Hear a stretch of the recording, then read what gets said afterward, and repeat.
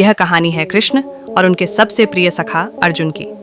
कहानी कृष्ण, अर्जुन और बूढ़ा ब्राह्मण।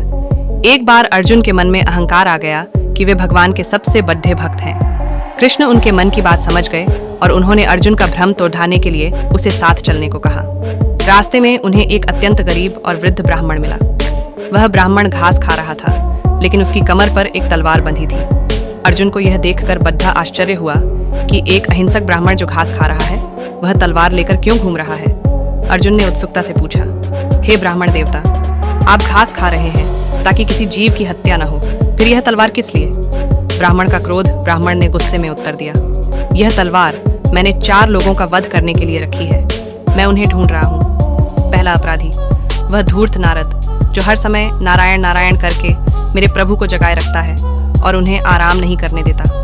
दूसरा अपराधी, वह द्रौपदी, जिसने भरी सभा में मेरे प्रभु को तब पुकारा जब वे भोजन कर रहे थे। मेरे प्रभु को झूठे मुंह भागकर उसकी लाज बचाने जाना पड़ा।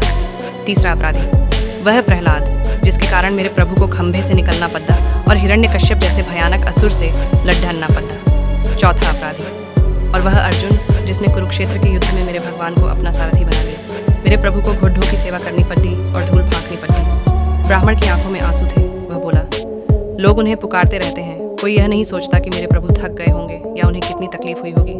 कहानी की सीख यह सुनकर अर्जुन का सिर शर्म से झुक गया। उनका अहंकार चूर चूर हो गया।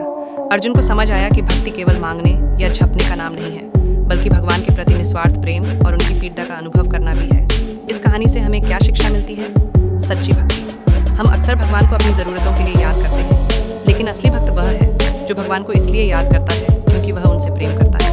अहंकार का त्याग। हमें कभी यह नहीं सोचना चाहिए कि हम ही सबसे बड़े सेवक या ज्ञानी हैं। इस दुनिया में ऐसे भी लोग हैं जो बिना दिखावे के ईश्वर के प्रति समर्पित हैं। ईश्वर का कष्ट। यह कहानी हमें याद दिलाती है कि हमारे कर्म और हमारी पुकार ईश्वर पर भी प्रभाव डालती है। इसीलिए हमें अपने जीवन को संयमित और मर्यादित रखना चाहिए।